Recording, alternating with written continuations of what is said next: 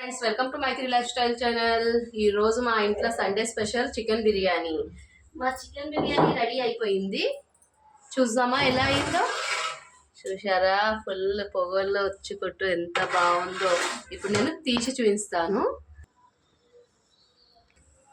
ఇప్పుడు గిన్నెలోకి తీసి చూద్దాము బిర్యానీ ఎంత పర్ఫెక్ట్గా వచ్చిందో చూడండి. రైస్ ఎక్కడ కూడా విరగకుండా.